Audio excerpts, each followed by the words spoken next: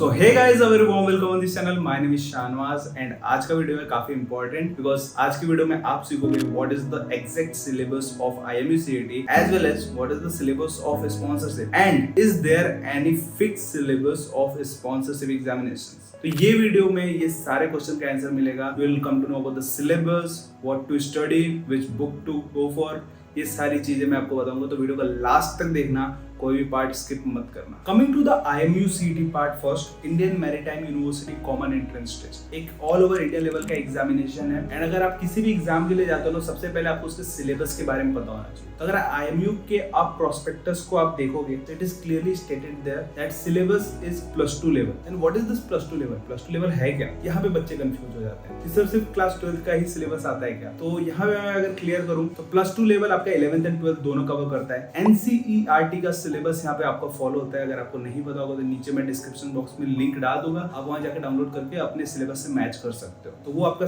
Follow होता है। And यहाँ पे सिर्फ आपके physics and chemistry and mathematics नहीं है, आपके फिजिक्स केमिस्ट्री मैथमेटिक्स के अलावा 2 और सब्जेक्ट है। एंड यहाँ पे सबसे ज्यादा बच्चे कंफ्यूज होते हैं इंग्लिश एंड एप्टीट्यूड में क्या पढ़े। तो सबसे पहले एप्टीट्यूड पार्ट पे आते हैं। पिछले 5 साल से देख रहा हूँ अलग अलग वेराइटीज ऑफ क्वेश्चन आ रहे हैं एप्टीट्यूड में भी, एंड इस साल तो इवन जनरल नॉलेज भी था। तो एप्टीट्यूड आपका 40 क्वेश्चन का है, उसमें आपका 20 एंड 20 का डिवीजन है। आपके पहले जो 20 क्वेश्चन उसमें जनरल अवेयरनेस आ रहा है, and general awareness related to sea oceans, related to ports, related to like Indian geography, ऐसे क्वेश्चन भी आ रहे हैं। एंड जो आपके बाकी के 20 क्वेश्चन है, some time it comes from quantitative aptitude and some time it comes from reasoning part. And अगर आपको पता करना है कि what is the exact syllabus of quantitative aptitude and reasoning, तो वो आपको नीचे डिस्क्रिप्शन बॉक्स में एक लिंक मिल जाएगा। Just go and download that and वहां पे आपको पूरा प्रॉपर सिलेबस पता चल जाएगा कि क्या आपसे पूछा जाता है। देखो, अगर आप ऐसे देखोगे ना कि रीजनिंग एंड एप्टीट्यूड बहुत बड़ा सिलेबस है। आप रेलवे की बुक उठा लो, आप एयरफोर्स XNY की बुक उठा लो, बहुत सारी किताबें हैं यार। बट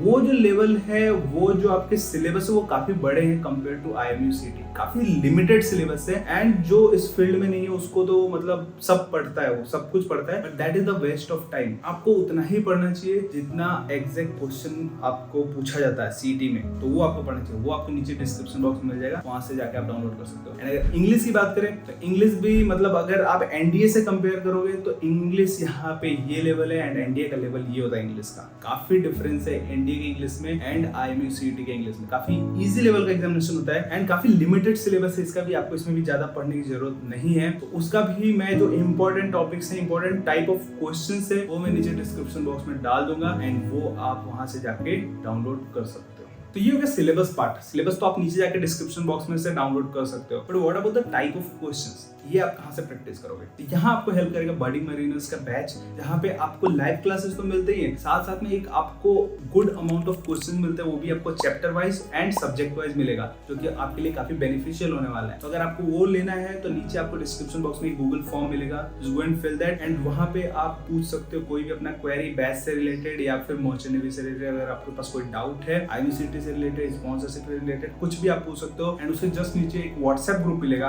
व्हाट्सएप ग्रुप ज्वाइन कर लो। वहां पे आपको सारे नोटिफिकेशंस मिलते हैं कि कौन कौन सी कंपनी के एप्लीकेशन फॉर्म आ रहे हैं, प्लस उस पे वीडियो मिलेगा कैसे एप्लीकेशन फॉर्म फिल करना है। एंड उसके साथ साथ आपको फ्री डेमो क्लासेस मिलेंगे, जहां पे आप आके लाइव 1-on-1 इंटरेक्शन के साथ अपने डाउट पूछ सकते हो, वो भी मेरे से एंड ओजस सर से। तो just go and fill that Google form and join that WhatsApp group. Now coming to the next part, that is syllabus of sponsorship. ये एक ऐसा चीज है ना यार, जिसको लेके मैं खुद परेशान रहा हूँ इन माय इनिशियल डेज, जब मैं खुद प्रिपरेशन करता था आज से 3-3.5 साल पहले। तो इसको लेके मैं बहुत परेशान रहा हूँ कि मैं सबसे पूछता था syllabus of sponsorship, syllabus of synergy, syllabus of Anglo eastern, बहुत सारे सवाल आते थे। बच्चे तो मेरे से ऐसा सीधा क्वेश्चन पूछते थे, सर स्पॉन्सरशिप का सिलेबस बता दो, मैं पास हो जाऊं, ये करके वो करके। तो अगर मैं अपना रिसर्च बताऊं तो हर कंपनीज का एक अपना खुद का सिलेबस है, बट वो सिलेबस आपको कहीं मिलेगा नहीं, ऐसे लिखित में नहीं मिलेगा कि हाँ फ्लीट का सिलेबस ये है कि मैथ्स में ये टॉपिक से क्वेश्चन आएंगे, इंग्लिश में ये टॉपिक से क्वेश्चन आएगा, जीके आएगा कि नहीं आएगा। एंड ऐसे ही स्कॉर्पियो का देखें तो स्कॉर्पियो में आपका ज्योग्राफी एक अलग सेक्शन होता है जो कि बाकी किसी टेस्ट में नहीं होता है। ऐसे अगर आप सिनर्जी का बोलोगे तो सिनर्जी का आपका फिजिक्स केमिस्ट्री मैथमेटिक्स अच्छे लेवल का आता है एंड साथ में आपके 100 क्वेश्चन रीजनिंग के भी होते हैं। तो अगर आप देखोगे ना तो एक वैरायटी ऑफ सिलेबस है सारे स्पॉन्सरशिप कंपनीज के एग्जामिनेशन के। तो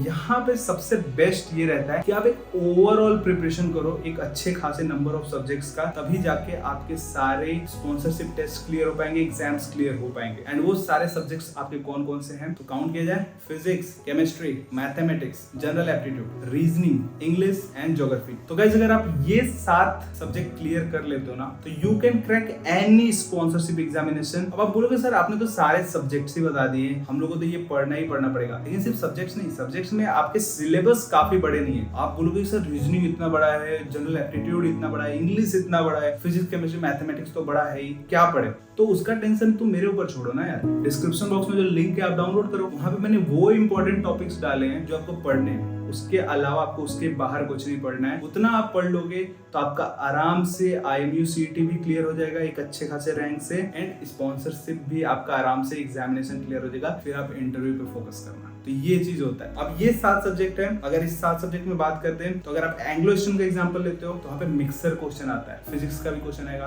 केमिस्ट्री उसमें आपका क्लास 10th लेवल का आता है, मैथमेटिक्स के भी कुछ क्वेश्चन आएंगे, 10th का भी आता है, 12th का भी आता है। देन आपके ज्योग्राफी के 1-2 क्वेश्चन मिल जाएंगे, जनरल नॉलेज के 1-2 क्वेश्चन मिल जाएंगे, इंग्लिश का तो एक अच्छा नंबर ऑफ क्वेश्चन मिलेगा। ये मिक्सर ऑफ क्वेश्चन है एंग्लो एशियन का। Now coming to synergy part, synergy में आपका फिजिक्स, केमिस्ट्री, मैथमेटिक्स +2 लेवल का सिलेबस, आपके जो IMU CET का सिलेबस है सेम सिनर्जी का सिलेबस है। अगर आप सिनर्जी के लिए पढ़ते हो तो आप IMU CET क्लियर कर सकते हो, एंड IMU CET के लिए पढ़ते हो तो आपका सिनर्जी तो आराम से क्लियर हो ही रहा है। ठीक है, तो ये हो गया। प्लस इसमें आपका रीजनिंग पार्ट ऐड हो जाता है। रीजनिंग एक अच्छा level of reasoning, pictorial reasoning, आपके वर्ड्स रीजनिंग होते हैं, आपके नंबर रीजनिंग होता है, वो सारे भी इसमें ऐड हो जाते हैं सिनर्जी में। तो ये हो गया सिनर्जी का सिलेबस। एंड स्कॉर्पियो में आपका ज्योग्राफी ऐड हो जाता है, ज्योग्राफी का एक पार्ट होता है, प्लस उसमें आपका केमिस्ट्री हटा दो, फिजिक्स और मैथमेटिक्स होता है। तो हर कंपनी का एक अपना सिलेबस है, एंड आपको उस पर्टिकुलर कंपनी का सिलेबस नहीं पढ़ना चाहिए, आपको ओवरऑल सिलेबस पढ़ना चाहिए। ओवरऑल पढ़ लो, कल को कोई भी टेस्ट होगा, कोई भी एग्जामिनेशन होगा किसी भी कंपनी का, आप आराम से क्लियर कर सकते हो। एंड अगर आप ये 7 सब्जेक्ट पढ़ते हो ना,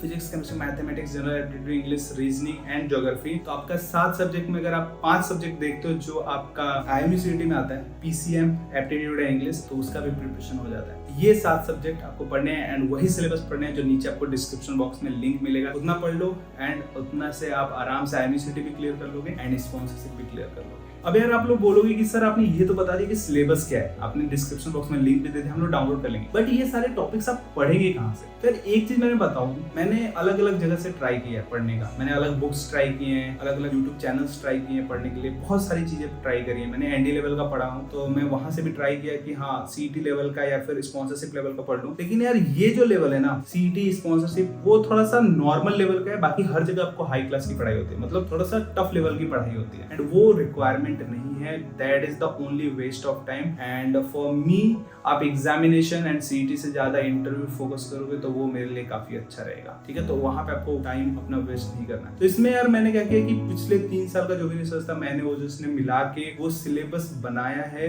उतना आपका मोर देन इनफ है किसी भी ऑनलाइन टेस्ट को क्लियर करने के लिए, किसी भी IMU CET को क्लियर करने के लिए, एक अच्छा रैंक लाने के लिए। मैं ये नहीं बोलूंगा कि आपका बहुत अच्छा रैंक आ सकता है, ऑल इंडिया रैंक 1 ला सकते हो, बट एक आप उतना अच्छा रैंक ला सकते हो। एंड अगर यहाँ पे एग्जाम्पल दूंगा तो मेरा एक स्टूडेंट है, he is sponsored by Scorpio tankers, and उसका जो रैंक था वो 6000 है। तो वहां से आप देख सकते हो उस रैंक में भी ही गॉट स्कॉर्पियो टैंकर्स, क्योंकि उसका इंटरव्यूइंग स्किल्स ज्यादा था। उसने टाइम वहां पे वेस्ट ना करके एग्जामिनेशन के लिए उसने इंटरव्यू पे फोकस किया, ग्रुप डिस्कशन पे फोकस किया, उसको स्पॉन्सरशिप भी मिल गई, प्लस उसका रैंक भी एक अच्छा डिसेंट रैंक आ गया, and he got Tolani maritime institute. तो ये एक चीज है, इसलिए मैं बोलूंगा कि आप उतना ही सिलेबस पढ़ो जितनी जरूरत है। अगर आप बैच लेते हो that is very very good, वहां पे तो आपको कंसाइज नोट्स प्लस आपके उस लेवल के क्वेश्चन मिल जाएंगे। एंड अगर आपको नहीं मिल पाता है तो for aptitude, reasoning and English का practice I will prefer indiapix.com। आप वहां जाकर क्वेश्चन प्रैक्टिस कर सकते हो, कॉन्सेप्ट भी मिल जाता है, बट आपको अगर नहीं समझ में आता है तो आप अलग अलग यूट्यूब चैनल ट्राई कर सकते हो, बट वहां पे आपको थोड़ा सा टफ लेवल की पढ़ाई होती है। And for physics, chemistry, mathematics तो आप नॉर्मली अपना NCERT फॉलो कर लो, जो सिलेबस है, जो बुक्स हैं। एंड इसके साथ साथ अगर आपको देखना है तो आप अलग अलग यूट्यूब चैनल पे वीडियोस देख सकते हो। एंड इसके अलावा ज्योग्राफी,